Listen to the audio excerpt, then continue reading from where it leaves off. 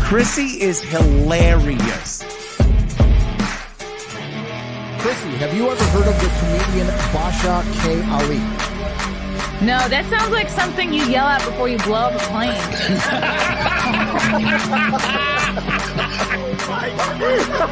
Basha K. Ali! 30 seconds remaining. But you know what, good thing to say I dabbled in stand-up or something. I haven't been disrespectful to you at all. I was very confused by the title, Everything Everywhere All at Once, because that's also what we call it when Ash takes off his shirt.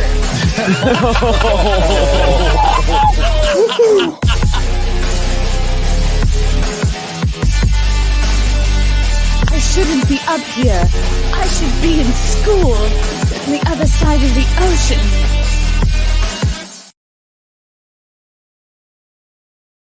Hello. Welcome to another episode of the Chrissie Mayr podcast. You can listen to this podcast, my gosh, everywhere. iTunes, YouTube, Spotify, SoundCloud, Rumble, Rockfin, Twitter, Twitch, Facebook, even MySpace, Friendster. No, just kidding about the last two.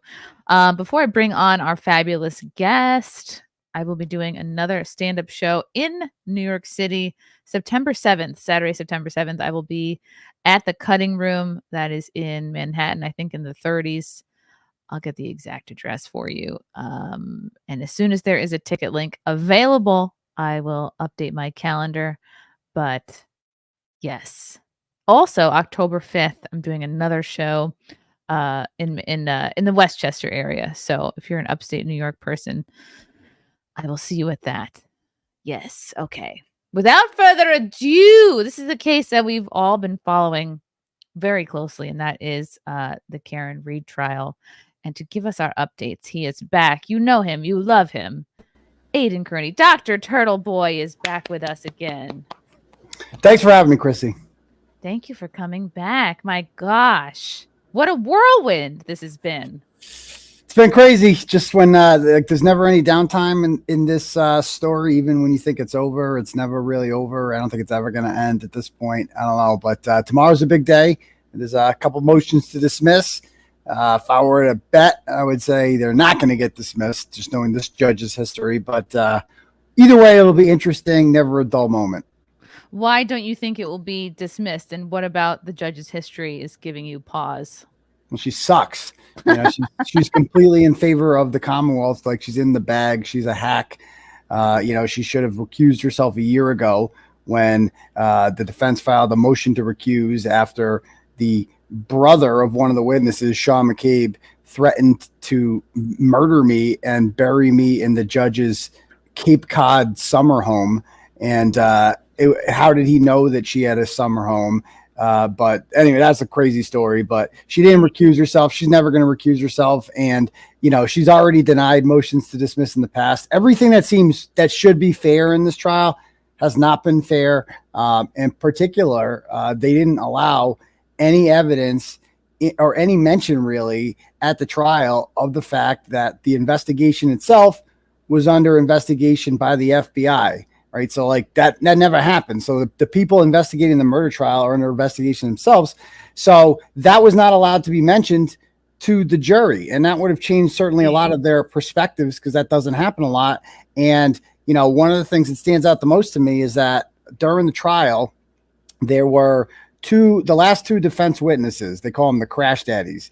These guys, they're PhDs, biomechanical engineers, the whole like flawless. When it comes to crash reconstruction, they know better than anyone. And they were hired by the FBI as part of the investigation into the investigation. And they determined that John O'Keefe was not hit by a car, could not have possibly been hit by a car. His injuries didn't align with the motor vehicle collision. And the jury thought that these experts were just, bought and paid for experts by the defense. Like, anyone can just hire an expert to just say what they want, but they were hired by the FBI. And that certainly would have changed the opinions, I think, of a lot of these jurors, because if you don't believe John O'Keefe was hit by a car, then not only did Karen Read not intentionally kill John O'Keefe with her car, she didn't hit him with the car at all, which means it's not manslaughter. And that was the one charge that they were kind of stuck on. Why wouldn't they tell the jury that that the crash daddies were hired by the FBI? Because they could have mentioned the federal investigation. That was like a pretrial motion that the judge, like allowed by the Commonwealth. They didn't want any mentioning of the FBI investigation because it would taint the jury's opinion. Yeah, no shit. Like, of course it would taint the jury's opinion, because why wouldn't it? I mean, that's odd. That's not normal for the investigators themselves to be under investigation, but maybe they should know that, because it's like, it goes to the whole point here that this was not a normal investigation, that the investigation itself was criminal. And that's what the defense is. It's basically the defense's defense, is that the people who are supposed to be investigating this completely covered up for the people who actually did it and framed an innocent woman. Yeah, because there's cops involved, and of course and it seems like it's such a kind of a small town. Like, I was seeing this woman, like on the you had this article written about her. She was on like the front page of the local newspaper. What was her name? She looked absolutely horrible. Oh, Jill Daniels. Jill Daniels. She's the one that attacked me. Yeah, she's the one that she assaulted me like a month ago in Canton. We went out for a meal of food after doing some investigative research in Canton, and right next to CF McCarthy's is this pizza shop owned by this douchebag named Chris Albert, who is the brother of Brian Albert, the homeowner of the house behind me, and the father of Colin Albert, who was inside the house when John O'Keefe arrived there and who had problems with John O'Keefe. And we walked by there, my girlfriend and I, we walked by there, and we saw Colin Albert coming out, and I'd never seen this kid in the flesh, and I didn't even recognize him. And he said to me, he's like, "Oh, seriously, bro? Seriously?" And I'm like, "Oh shit, it's Colin." And I took a selfie of me and Colin's in the background. He runs into the pizza shop and he goes, "Oh, call the police. Call the police." Okay, buddy, relax. We're just going and get a meal of food. So we go, we eat our food, and we come out an hour later, and a posse of McAlberts has arrived there to kind of shake us down and give us the business. One of them comes up, sexually harasses my girlfriend, kind of touches her a little bit. And I'm like, whoa. Cause they want me to get in a violent reaction here. Cause I'm out on bail. They're not, I go back to jail if something happens. They don't. So I can't, They're kind of using that. You're going to fuck with your girlfriend a little bit and you ain't gonna do shit about it. Cause you don't want to go back to jail. And so I'm like, I'm like, hey, don't touch her. What are you doing? Get the hell out of here.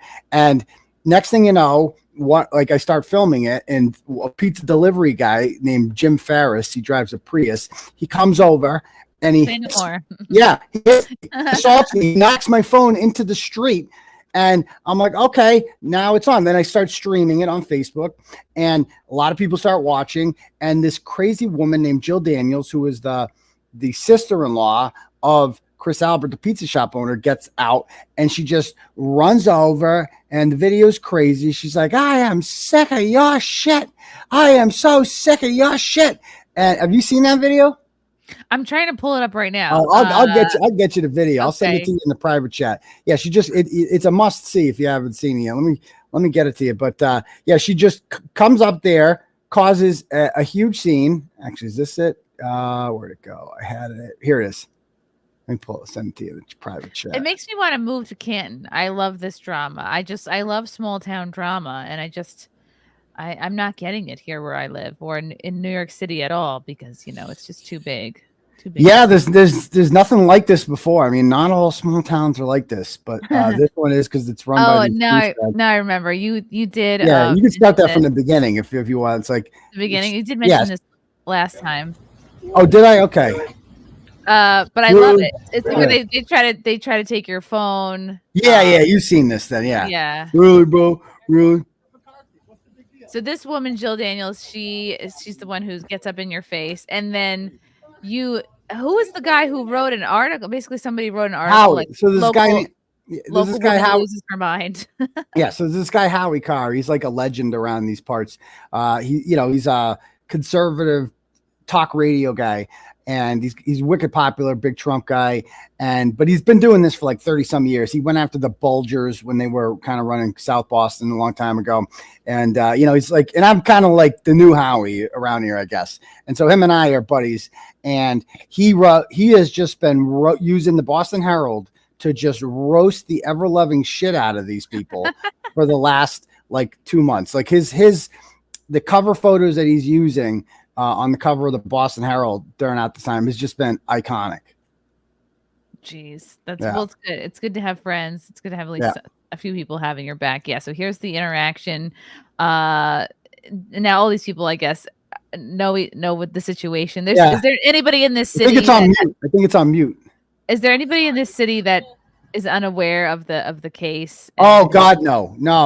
God, there's no one in Canton who's like, everyone in this town is very familiar with this case. I mean, most people in the state are.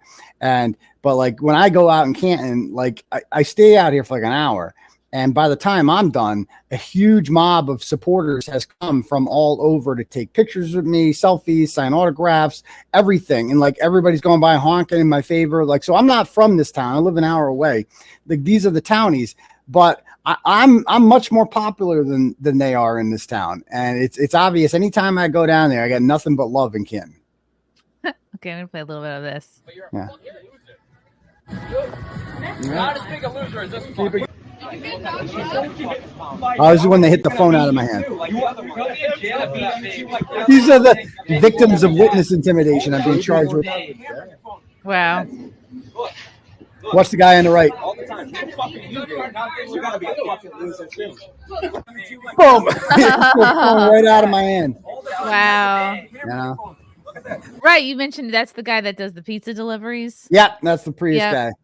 Yep. The Prius guy. He's an asshole. So the police did file a criminal complaint for assault and battery against him. I have a hearing coming up with him and Jill Daniels in 2 weeks. Hopefully they're charged. I mean, it's all on video. I don't see how a court magistrate doesn't charge after seeing that, but we'll see. They don't really like me at the courthouse. I'm not really popular, and these people get protected with everything they do. So you never know.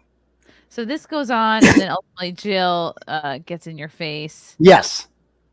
There we go. Yeah. I think you're. So they're not allowed to. Yeah. I'm a resident of Canton. This guy. You just said we're not from Canton, so we're not allowed to be here. You are supposed to be representing. You're not allowed to be at a public business. Yeah, they said that. Like, you're not from Canton. Get the hell out of here. There's a lot of that mentality. Go back to where you came from mentality in this town. And look, we need to save that energy for the immigrants. Okay, we can't be at each other's throats here, fellow Bostonians. Well, you know, it's like I thought it was politically incorrect to say go back to where you came from, but in this town they say it all the time. They're always telling me go back to where you came from. You're not from here. Yeah, like, it's like said, I'm Venezuelan. It's fine. No, like 3 highways go through your town, right? Like anyone can just come here, right? Like it's like an open. Right. Like we all pay taxes for this shit. Like what the hell? Right. On me, I want to be fucking covered. Do you think I give a shit? What did you do wrong? What did I do wrong? I fucking live in this town, and they're a fucking disgrace. Don't even get into it. Don't even get into it. Right? How has this been going on 15 minutes now and no police? Here it comes. Here she comes. Look at her. She takes up 2 spots, jumps out. Look who it is. Look who she is. Fucking prick. Here she is. Oh, I'm so sick of your shit. Oh my god! Wow!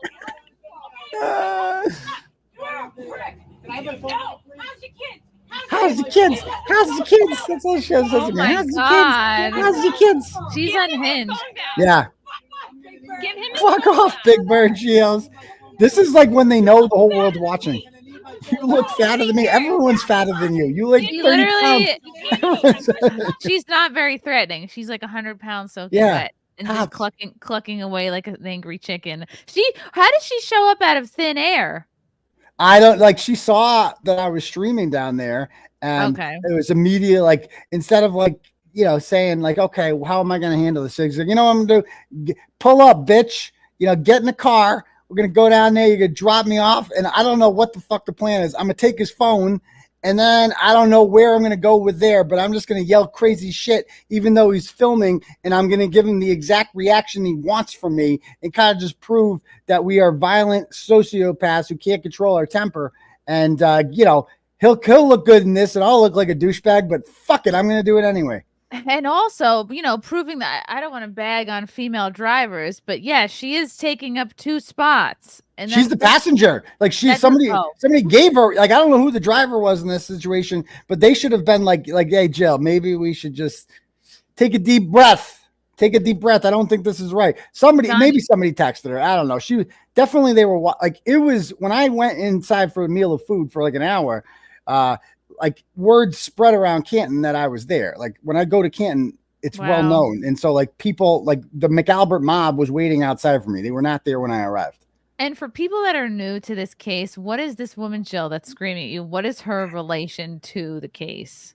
Well, not much really. Like she's not involved. Like she wasn't there that night, or she's not a witness in the case or anything like that. But she is the sister of Julie Albert, who said she's the one that said bukkake during the trial.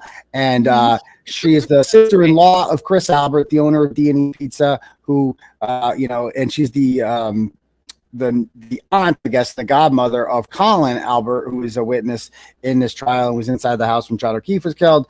And she is just the craziest one. Like I've called all these people before on my show. I call them up. I call it Canton Roulette. We just start calling these people, and none of them pick up. None of them give me the reaction I kind of want, except Jill. I called Jill around this time last year, and like she answers. She's like, hello. I'm like, is this Jill? She's like, is this Turtle Boy? I'm like, yeah. She's like, it's Turtle Boy. She was so excited. Numbers. And she kept calling me. Well, how did I get their numbers? Yeah. Well, first I'll just ask people. I mean, a lot of them, first of all, are on Jennifer McCabe's call log, which has been entered into evidence. So I use that a lot. Wow. But then I just ask around Canton, and I get other people's phone numbers, and I got hers.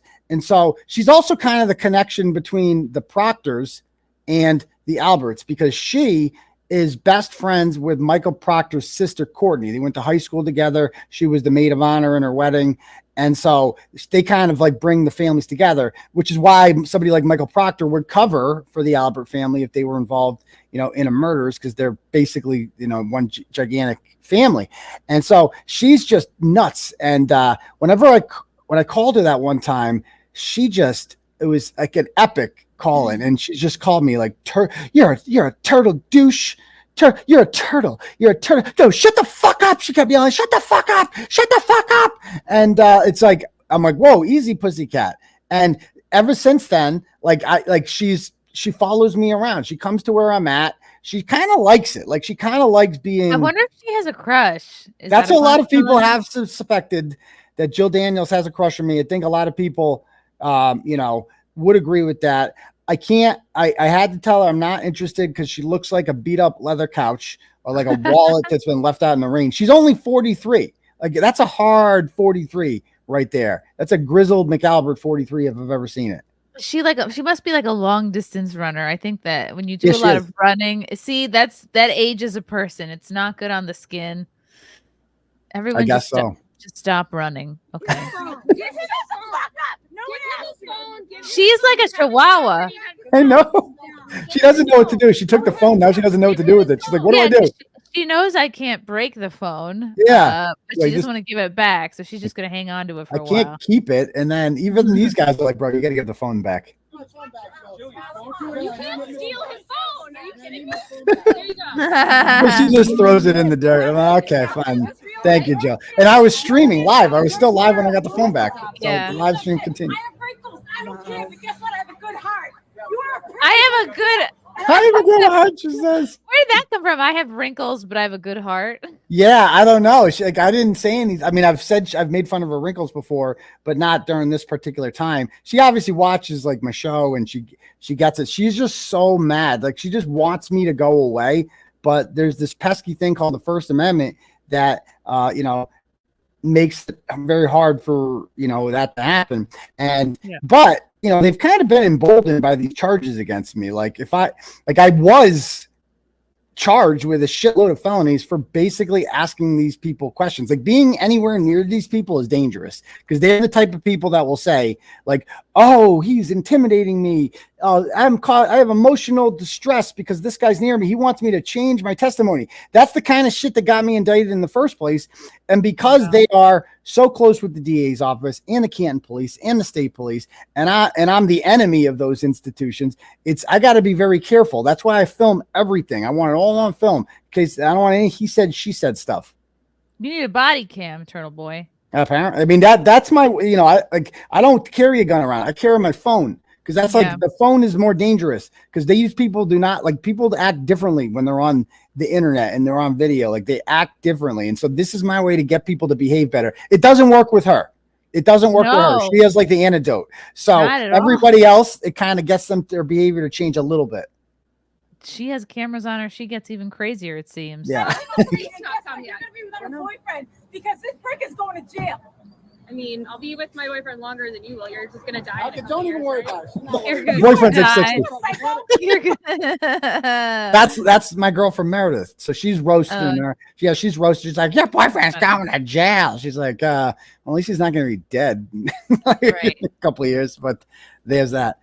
Just let her talk. Just let her talk. You're the one yelling right now. Just let her talk. You're the one yelling right Just now. let her talk. That's why she's cheating on you. Don't even talk back. Don't even talk back. Yeah, you're like, let her cook. She's insane. This is great content. Yeah, exactly. Just let her go. Let her do her thing. Who are you yelling at? Who are you? Like, look at you. How many times you got punched in the nose? What are your teeth? You make fun of my teeth? Yours are chicklets. Mostly your skin. My skin, I have wrinkles. I don't care. I don't make fun of your teeth. It's mostly your skin. How many ones do you have? Has anyone stuck up to you? No, they don't like you. They don't like you. You say so. You guys can all tape me. Like, why are you taping me? I can't imagine why. You're running up and assaulting people. I am so sick of you harassing my family. No one's harassing anyone. I'm just trying to eat dinner. Why are you here? You don't I'm live here. hungry because they serve food in here. So why are you here? They serve food. Yeah, it's just like it's because it's a restaurant. Like I need to explain myself and like give a reason why I'm stimulating your town's economy. Your brother is on the board of selectmen. Like me, your brother doesn't pay his taxes, so I'm here. I just paid a meals tax, and the restaurant's gonna freaking pay their property taxes because I stimulated your town's economy, and you're telling me you can't come here. Your money's no good here. I mean, what kind of towny bullshit is this? You're like, I think they did take the money. They took it. They gave me my food. I ate it, and It's now delicious. I'm trying to leave. Yeah, and I am. I'm just trying to eat. Why are you out here? I'm just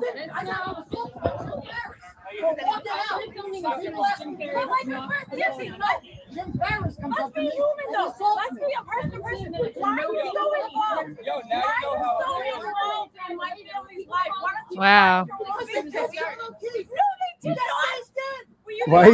Why do you care? Because you guys murdered Yeah. someone. Like, It's why just are you so involved? It's like, because you're covering up a murder. yeah, it's just like they're like, how is that any of your business? I'm like, I don't know. It just kind of is like murder. It's like I guess I didn't know John O'Keefe, but I still have a right to kind of care about that. I guess. God, It's in why the do you public care? We're not related to anybody in this story. Why do you care about murder? Yeah, who cares about I'm murder? a human being.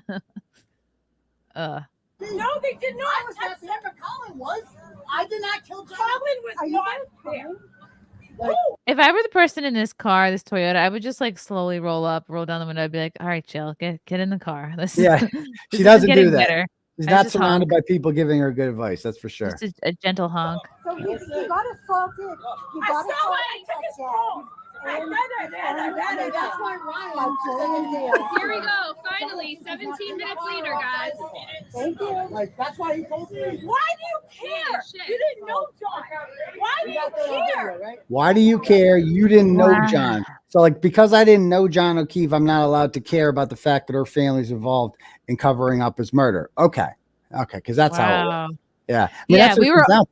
We were all hoping not enough people would care and we wouldn't be at this point, is what she's saying. Like, Yeah. why won't you just let it go? Is what she wants. Yeah, no, I can't because it's a story. It's in the news. This is news. I don't know if you understand the concept of what news is, but murder is it's like a big part of the news. Like when people get murdered, especially when they're cops, and especially when they're one of the most high profile defendants in the country, it's news. People are interested in that, and I'm a member of the media and I'm interested in covering this, but that's not actually what I'm here for. I'm just hungry. That's it. I was just hungry and I wanted to eat food. They have food in there, so I didn't want to eat your brother-in-law's mediocre pizza shop, so I had to go here.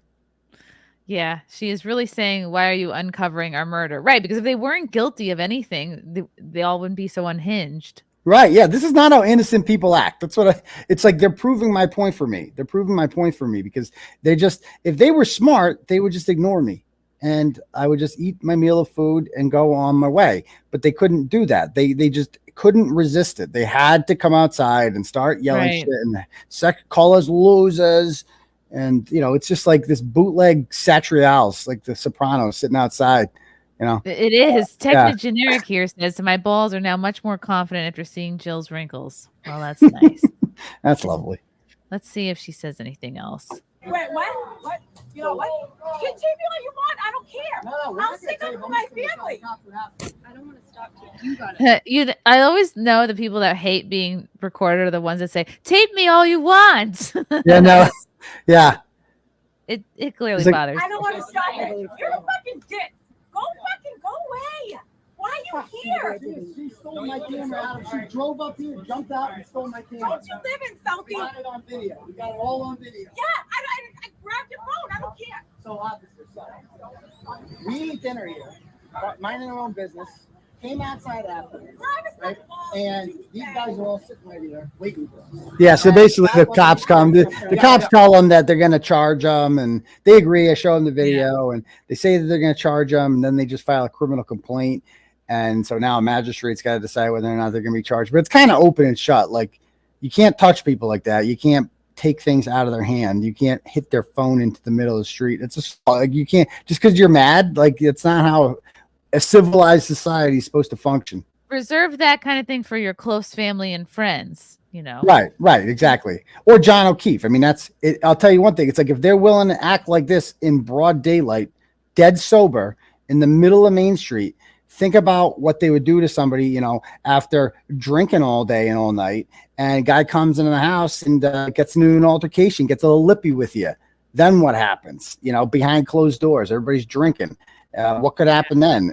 So it's just like, they say that we're the conspiracy theorists, but like, it's really not. It's actually the most plausible explanation. Like, it makes the pieces of the puzzle just fit perfectly together. Nothing is missing. And it just completely adds up. Whereas like their theory about what happened makes no sense whatsoever. You have to ignore physics. You have to think that the laws of physics just stopped existing in the town of Canton for a period of a few hours during a blizzard there, and that the police just didn't follow any protocol that they normally would. They didn't search a house where a dead body was found on the lawn. Somehow the guy inside the house, a trained first responder with a very aggressive German Shepherd, is not awoken when there are first responders all over his lawn and a screaming, hysterical woman. It's just like that story makes no sense. That is a conspiracy theory, the story that they're spinning. Our story just is like, bro, it's like, oh yeah, that's what happened. Like, as soon as you figure it out, you're like, oh yeah,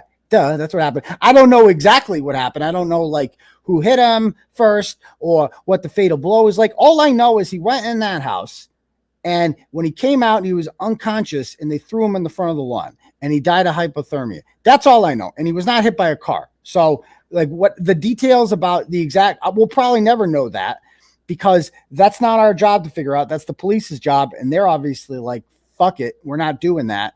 And it's too late now. They can't, anything has been cleaned up. The guy that owned the house is murder police. Like, there's nobody you'd want in your corner more if you had, if you had to cover up a murder in a bind than murder police. Like, that's what Brian Albert is. He finds murderers and tracks them down and gets them. He knows exactly. And Alan Jackson asked him this on the stand, like, did you have any training about like what criminals would do, murderers would do to cover up a murder? And he's like, I don't know what you're talking about. We never got any training like that. It's like bullshit. Like maybe you didn't get training on it, but from 29 years on the job exactly what people would need to do in order to get away with the murder. And like you said, if the crash daddies, the experts that came in, deemed that a car was not involved in his death at all, that like you said, it completely takes Karen Reed out of it, because there's no way she could have killed this guy or been involved at all if there's no car. Right. So yeah, that's what it comes down to. And You don't even have to prove intent. Like, honestly, I was saying this the other day. They did a better job of proving intent than they did that he was actually hit by a car. Like, and they didn't do a good job in either one, but at least they tried with the proving of, that Karen Reed, like they played voicemails where she was angry and yelling at John. And, they brought on, I call them the Sullivan sluts, these two sisters that one of them, Karen Reed, accused John of kissing or something like that. And like, so they did bring people forward who attempted to make Karen Reed seem like she had the motive to kill John O'Keefe. They did a much better job in that than they did actually proving that he got hit by a car. Their attempt to do that was, I knew it was going to be bad going into this. I didn't know how bad it was going to be. I didn't know that their expert was going to be a cop by the name of Joseph Paul, who I swear to God is like autistic or something, because I mean, this dude was just not ready for prime time, was not ready for tough questions. I remember Alan Jackson asked him, so let me get this straight. So his theory about what happened was that John O'Keefe was just standing over in this corner of the house, normally you drop him off in the driveway, but now John O'Keefe was like dropping off in the corner, and he just stood there while Karen Reed, his angry girlfriend, drove up 62 feet, and he just stood there, and then with one arm out in the road, the right arm, and he decided that he was just going to stand there and let her run him over. Okay. And how did he get the gashes on his arm? Well, the expert claims that the taillight smashed on his arm and turned into daggers and then cut parallel gashes up and down his arm. He then did a pirouette in midair and landed 30 feet from there and somehow hit his head on the curb, causing the gash in the back of his head, even though he was found 10 feet away from the curb. And then Alan Jackson, he said, well, how did his phone get underneath him? Because his cell phone was found underneath his body. And his answer was, I quote you not, this is his quote, "It just did." Oh, that was the expert. Really far-fetched. It just did. The phone just did end up underneath his body. So again, we're not like they always call us conspiracy theorists, and that's what pisses me off the most. It's like, bro, have you heard your theory of the case? That's batshit crazy stuff. That's like QAnon shit, like as they would call it, right? Like that's crazy town shit that you're saying about like the phone. It just did. You have no actual, like you don't have science, you don't have evidence. You're just like, it just did. And a smooth taillight somehow your fucking arm. You know how strong a taillight is? Like go out with a hammer and try to break your taillight. You won't be able to do it. Those things are strong. And they want us to believe that John's arm, which consists of bone and tissue, somehow was enough to shatter a taillight into 45 different pieces. Okay. That doesn't make sense at all. So what? It has been quite a bit of time, right? Like since he died. So it's not like they can't really examine. I mean, I'm sure they did a full examination of the body. You mentioned earlier, they have a German Shepherd that probably like was biting and clawing at him, and it seems like that evidence has been hidden. They say that Chloe, and I hope the defense brings this up in the next trial, because they're only going to do better in the next trial. They claim that the dog has been rehomed to a family in Vermont. They don't know who. They're not saying who. They're not saying what town in Vermont. Nothing like that. Just that Chloe's not dead. Chloe's in Vermont. Okay. So why don't, like, if they want to shut us all up, just produce the dog. It's really easy. And of course they can't do that because the odds of Chloe's alive are slim to none, at this point. So when they do this all over again, the defense is going to have a huge advantage because they know that they've already gotten a jury to acquit her on murder. If they have to do it again, they will. But now they know that the weakness is the manslaughter charge. And that means that there was, some people on that jury, depending on who we ask, it's a different number every time. But there were some people on that jury who thought that John O'Keefe was hit by a car, because you can't vote guilty on manslaughter if he's not hit by a car. And so now they know, forget all the conspiracy shit, just focus on proving the physical impossibility that John O'Keefe was hit by a car. really, really, and let the jury know that these crash daddy experts, that they are not just hired guns. Hopefully this time, when Auntie Bev tries once again to say you can't mention the FBI investigation, hopefully they fight back on that. They appeal it, they bring it to the SJC, something like that, because it seems like it should be allowed to be mentioned. So here is the local news. This came out this morning out of Dedham, Massachusetts. The Karen Reed murder case will return to court this Friday, tomorrow, as Judge Beverly Canone is expected to hear arguments on a motion to dismiss 2 charges that have been called into question after the high drama trial ended with a hung jury. Did you see this coming? Did you expect a hung jury? No, not at all. I mean, the longer it went on, the more realistic possibility it became. But I didn't see this.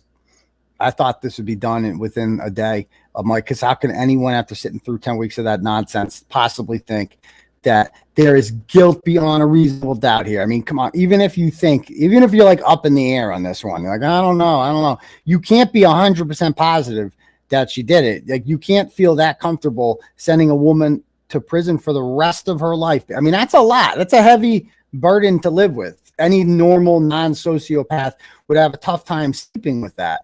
And so I just couldn't believe when they came back hung. I'm like, I figured it was one person holding them up, but as it turns out, it was something very different than what I initially thought. So in the coming weeks, and this is what tomorrow's hearing is largely about, in the coming weeks, there was a total now, I believe, of 5 jurors who have come forward and reached out to the defense and told them that we voted 12-0 to acquit Karen Reed of murder and the 3rd charge of leaving a scene of a crime causing injury or something like that. And we are 12-0 on that, but we were deadlocked, they said, on manslaughter. And I believe they said the count was at like 6-6. And then some bullying took place, some, push it, like, come on, go. And then they got it up to like 8-4 or 9-3, depending on which juror you hear say this. It's an unofficial vote, so they don't know for sure what it was. It wasn't like official. So but there's clearly they weren't going to reach a verdict on manslaughter. Now, what they could have done and what they should have done is acquitted her, said we have a verdict on the 1st and 3rd charge, murder and leaving the scene of an accident. But they didn't know that they could do that. Instead, they said we can't come to a decision because they were under the impression, because the jury instructions were so unclear from the judge and the form that they filled out was so unclear, that they didn't know that they had the option of acquitting on 2 charges and hanging on a 3rd charge. And so that's why they've come forward, these people. And the Commonwealth, for the first few weeks after the trial, said, no, this never happened. I don't know. They're making this shit up. This can't be real. And now, as it turns out, last week, the Commonwealth put out a motion in which they admit that they have been contacted by 4 of these people who told them the exact same story. And so how could any decent, ethical, moral person sleep at night knowing that, like, oh yeah, this jury that sat through 10 weeks of this shit, they intended to acquit her of this. We cannot try her in good faith again. We can't do it because it's just immoral. Like, if she was convicted after these people, I mean, the appeals would be, heard instantaneously. So why bother? But these people are zombies, as my attorney Mark Betterow calls them. They're zombies. They have no souls. Their only thing they're interested in is the win, the conviction. Like, that's all that matters to these people. They don't care if you get actual justice out of this. They just want to get the W. And they're sick people. Wow. What were the 3 charges were? It was leaving the scene of the crime, manslaughter, and murder 2, 2nd-degree murder. How is murder 2 different than regular murder? I think you have to murder 1 is like you plan to do it. Like you have a whole thing and you go and do it. Whereas like murder 2 is like just heat of the moment. I think that's how it works, but I'm not entirely sure. Jeez. Okay. Yeah. Like you said, five jurors came forward. that means what? It's all said and done, and then people start to feel guilty, and they talk and they go, "Oh, we should really say something." Well, yeah, and it's like not only do they feel guilty and bad for Karen Reed, but they're also like, if you were on that jury and you gave up 10 weeks of your life sitting in there, that sucked. I mean, there was some really boring moments in that trial where I just looked at the jurors and I'm like, bro, I feel so bad for those guys. I'd be falling asleep listening to this shit.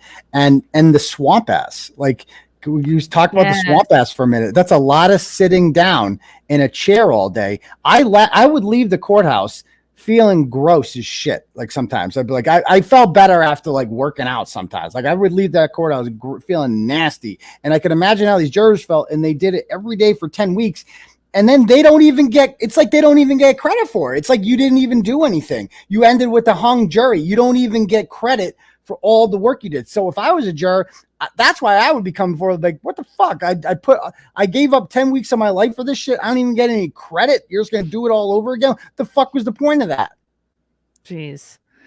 Okay. And then it says Reed's defense team states it received unsolicited communications from the jurors who deliberated in her first trial, indicating in no uncertain terms the jury had affirmed 12-0 agreement that Ms. Reed was not guilty of 2 of the 3 charges, including murder in the second degree. The filing also stated that the jury unanimously believed Reed was not guilty of count 3, which was leaving the scene of the crime.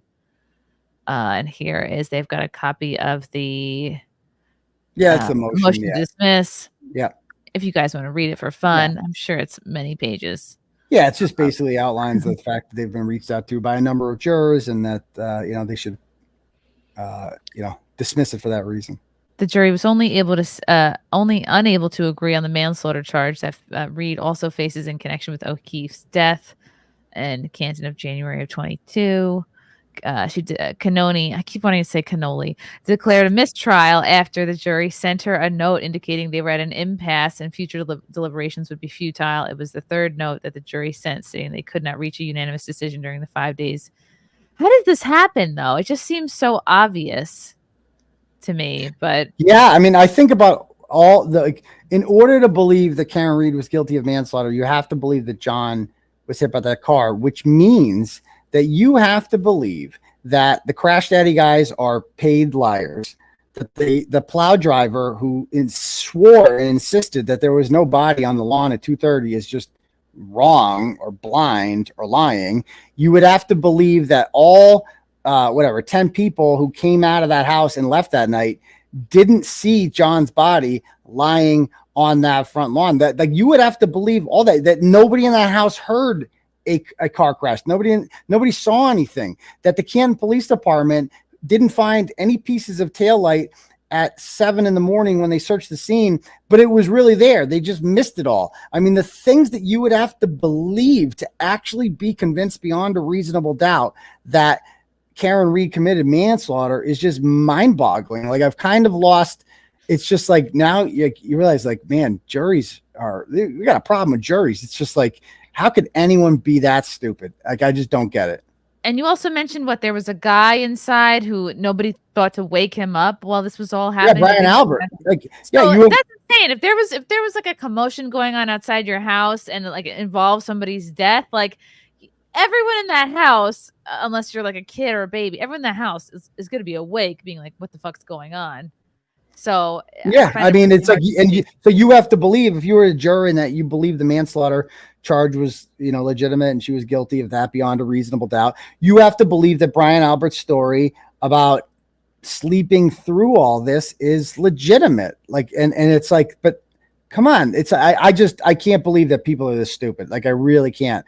I mean, I think horrible liars. Maybe that's just because I know they're lying when I went into it, but apparently people on this jury, some of them were convinced that they were telling the truth. And, but like I said, it can't get any easier for the Commonwealth this time around. It can only get harder. Like, since this has happened, Michael Proctor, the lead investigator, has been suspended without pay the day after the trial ended. His 2 immediate supervisors, Bukaki and Tully, they have also been put under internal affairs investigation. So like that's a cloud hanging over your head for the round 2. Like it's going to make it impossible for the lead detective Michael Proctor to testify at the next one. They know the defense has the advantage of knowing that this didn't work. Like the manslaughter thing, we didn't convince them of that. So we need to focus on proving that that he wasn't hit by a car.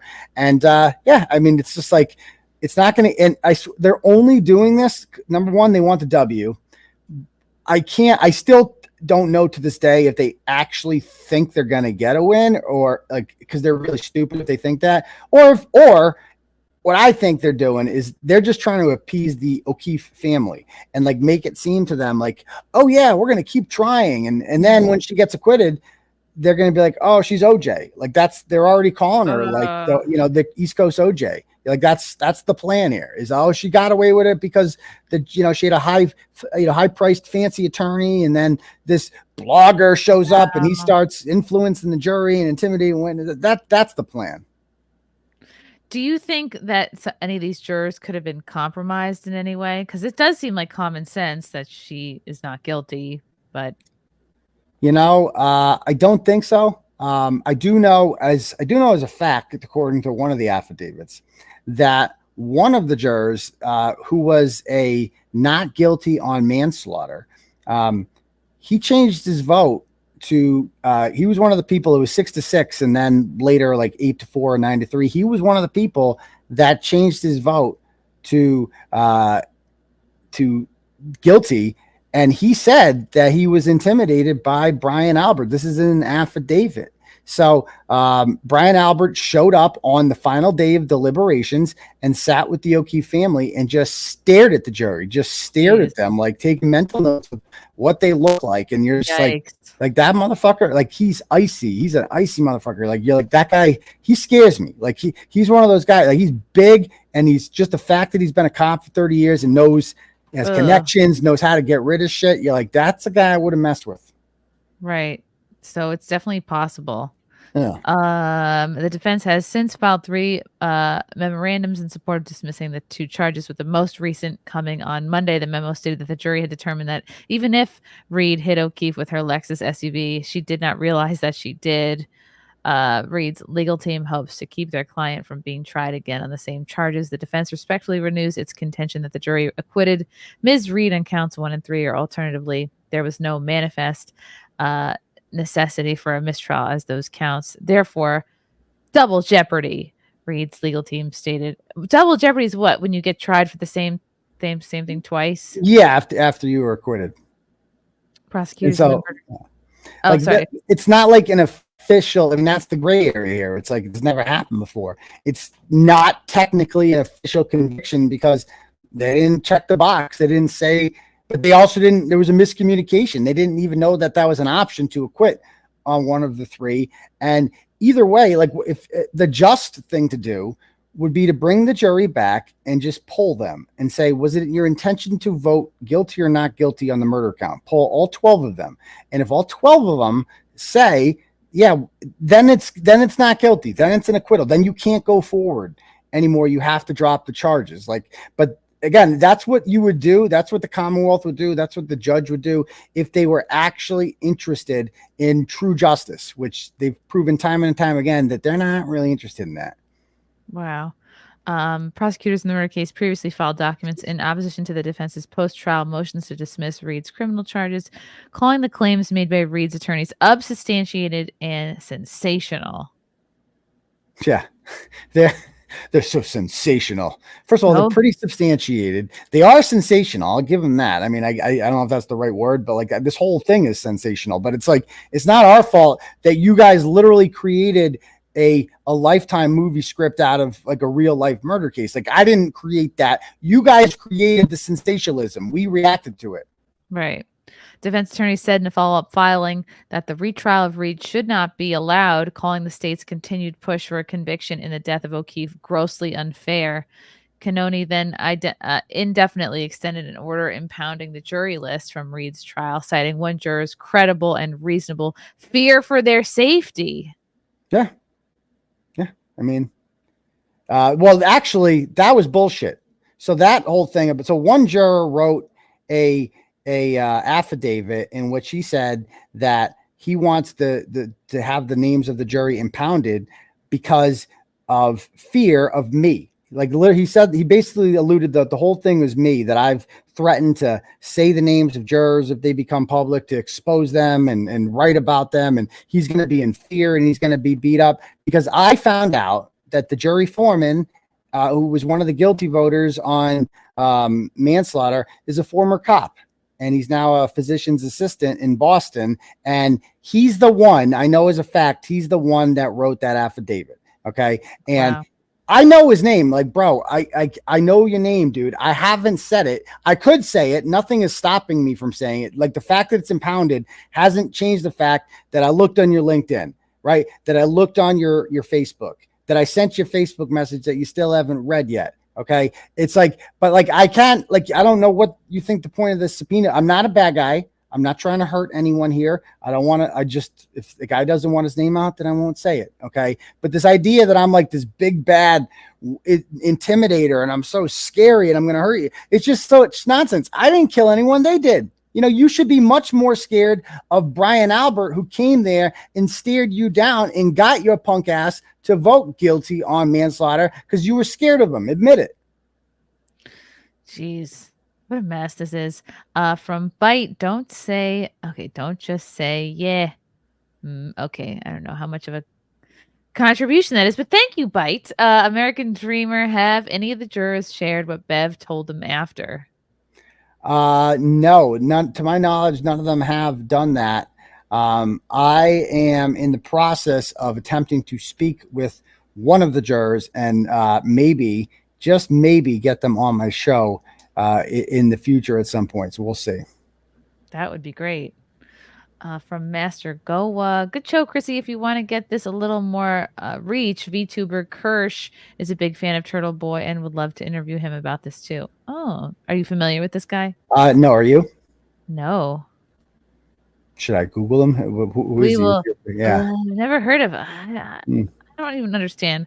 I'm confused by these VTubers. I'm like, if you're on YouTube, aren't you just a YouTuber? But I guess a VTuber is someone who doesn't show their face.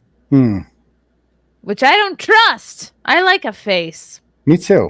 Yeah, it's like I don't like to talk about. I went on that Umbrella Guy's show the other day. He's a talking. He talks a lot. He talks, but he doesn't show his face, right? Ever? No.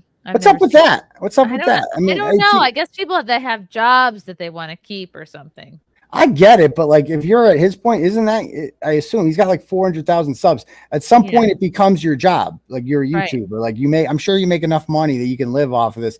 And I used to be that way too. I was anonymous for a long time as Turtle Boy.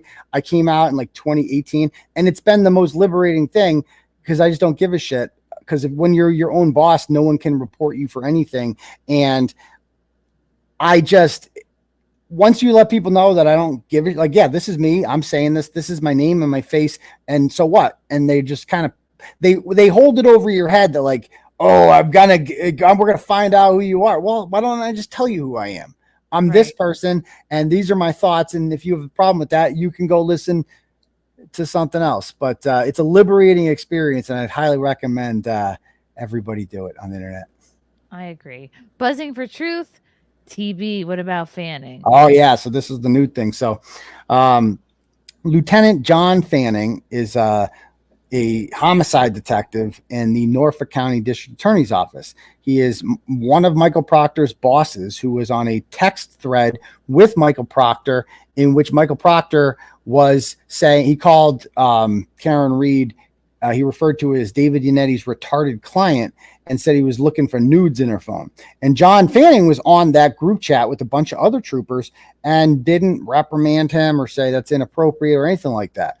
John Fanning has testified against me at 2 separate grand juries. He has come to my house when I was arrested. He's a good old boy. He's protected by these douchebags.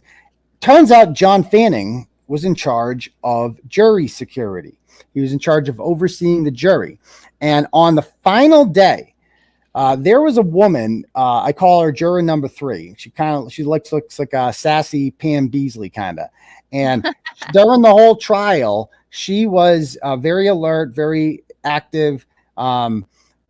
a juror who would show her had a bad poker face. Like, you could tell what she thought of all the witnesses based upon her facial reactions. And she did not like Michael Proctor at all. She was disgusted by him, and she was disgusted and are just like thought Trooper Joe Paul, the crash reconstruction guy, when he gave his testimony, she goes, what? Like, she mouthed what? And it was very obvious this woman was a not guilty voter. On the last day, when they're about to do closing arguments, she gets called in. Brian Albert's sitting there in the front row with the O'Keefes and just kind of staring at her. And so she goes over, and the judge calls her over and says something to her. And she looks very upset. And 20 minutes later, she gets dismissed as a juror. And she was the most obvious Karen Reed not guilty voter. Anyway, as it turns out, I've found out that John Fanning is in charge of the jury, and that he is the one who reported to a court officer that this woman was allegedly seen on video at a bar a month earlier. Yeah, like they're sitting like that staring at him, like on the last day. Like our position, like that's what the jurors saw. That was the exact angle that they had. And Jennifer McCabe, Colin Albert, and Brian Albert right there. So this woman gets thrown off the jury, and as it turns out, John Fanning is the reason why, because he reported to a court officer that there's a video of her a month prior at a bar allegedly talking about this case. He doesn't sign an affidavit. This isn't on the record, and there's no video presented to the judge. And she denies it. And so, but she's eliminated, and she's an obvious Karen Reed not guilty voter. Then there was 14 left. And how they do it in Massachusetts is instead of telling you that you're an alternate, you might not pay attention as much. So they don't tell you who the alternates are. And then after the trial is over, they do a drawing and they eliminate 2, and you're the alternates. And the other 2 women who were chosen as alternates were the next 2 most vocal anti not guilty, like or anti-guilty. What are the odds? Yeah, and the odds are actually 1 in 455 that those exact 3. It would be 1 out of 17 times 1 out of 15 times 1 out of 13 would be the odds that those 3 exact witness 1 out of 15 times 1 out of 14 times 1 out of 13, that those 3 women would be the 3 that were chosen as alternates in this. And like, those are 3 obvious not guilty votes, and they were kicked off. Jeez, this whole thing stinks. Yeah, I'd say. I mean, just when you thought this couldn't get more corrupt, like how did the state police get in charge of a jury in a case in which their office is? This dude was on the witness list. Like, these guys were involved in the cover up of the murder and in the investigation of the murder, and they've been accused by the defense of being complicit in this, and they're in charge of the jury, and then they eliminate a juror based solely on their word, who is obvious a not guilty vote in favor of Karen Reed. American Dreamer here says Bev chose foreman before alternates. Yeah, that's what they say. I'm not. I maybe I missed that part. But yeah, I guess so. Wow. Have you been in contact much lately with Karen through all this? Oh, we've chatted here and there since then. I try, like, there's a definite line that, we try not to cross because simply because they're out to get both of us, and they would love nothing more to be like, she's conspiring to commit witness intimidation. But she's not, like, she used to give me a lot of information, like, about what was going on. Now all the information's out there, so there's not really anything to give me or anything like that. So if I have a question for her team, I can just contact her attorneys and ask them on the record or off the record. It's professional. Like, I try to make this not a friendship thing. It's like it's my job. Yeah. Gosh. So what is the worst case scenario for Karen here? What do you think's going through her mind? Well, worst case scenario is life in prison. Like, that's ultimately what is on the table, right? Like, if this goes completely wrong, because a jury can do anything. You don't know what a jury's going to do. You don't know how stupid these people are. Apparently there's some dumb people on this jury. So that's why I felt bad for her that she even had to go through this trial, because even though I never thought she would be convicted, it was, it's got to be anxiety inducing to just wait for, like, to be told, like, there's a verdict. and go back. Like, imagine that, what that's like. It's like, is this my last breath of fresh air? Is this my last whatever? That's got to be anxiety inducing. But because I've been to jail, I know what it's like. It sucks. It's not fun. Women's jail sounds a little more fun, but it's like men's jail is not fun. And so I definitely wouldn't want to go back there. So plus, I'm sure almost no one looks good in orange. No, they don't. I mean, I looked okay, to be perfectly honest with you. I looked okay, but yeah, it's not a flattering color. Could you? I was going to ask if you took any pictures of yourself in jail, like in your outfit, but there's one. I mean, there's one. If you let me see if I can send you a link. Turtle Boy hearing January 26th. Let's see if I got it. So I did there it is. I'll send you a link in the chat. Okay. Dude Guy McPants says Kirsch is a based Fox woman VTuber. She's a Boston native and has covered the case and Uncle Turtle Boy several times. You love talking to her, both of yes. Okay. I'll have to look her up. All Kirsch. right. Kirsch. Okay. Kirsch. Okay. Based Fox woman YouTuber. Wait, is she like a I saw an anime. I see an anime person. Yeah, like sexy anime. It looks like anime. I don't know. That's kind of a strike for me. Yeah. I don't see anything on here involving Karen Reed either. I don't either. I was looking. Yeah, maybe I missed it. Let me pull this link up that you sent me. Oh, it is a picture of you in your orange. Yeah, that was a Zoom hearing. Yeah, that's the only picture of me. I was at a Zoom hearing after they tried to take away my phone privileges. So that's about it. They only wanted me in jail. My thug days. Yeah. So they don't let you have contact lenses in jail? No. They don't. They wouldn't let me take my medication in jail. Like, there's a lot. It's like getting used to a new lifestyle. Why can't you have contacts? I don't know. I guess there's probably some security reason, First of all, you'd have to keep getting them, right? Contacts only last, a couple weeks. So, like, you have to keep getting them. I wear mine a lot longer, but you're not supposed to. Yeah, I know. I do, too. You're only supposed to wear them for 2 weeks, but I will go 2 months. I will go till they start, like, curling off my eye. Right, exactly. Right, because you have to have solution. So, right, maybe you could hide stuff in the solution, or I don't know. Yeah, or make a bomb out of the solution. Who knows? Whatever it is, prisoners have nothing but time on their hands, so they figured out something. Like, when I was in there, it's like guys would get in trouble for basically they're bootleggers. Like, they would steal, like they would hoard like fruit, bread, and just put it in a bag, fruit and bread, and let it sit in their cell for like a couple weeks, and it ferments and it turns into boot. Like, you can get drunk off of that. And so, like, yeah, these guys would always, but I guess when it happens, the COs were telling me that, like, when you open the bag up for the first time, it's fucking like pungent, like it takes over, like the whole place smells, and they always get caught doing that. So, but when you have nothing but fun. Yeah. Fruit? What kind of fruit? Maybe I'll pineapples, whatever fruit they serve you, peaches, like whatever there was fruit and vegetables with every meal. I don't eat a lot of fruit and vegetables on the outside, but I eat very healthy in jail. It was good for me. Right, plus all the push-ups you guys are doing. Yeah, I would run every day. There's nothing else to do. I would just exercise all day. And so I got out of there in really good shape. Kind of put them on a little bit since then, but felt good in there. It sounds almost nice. You get some reading done.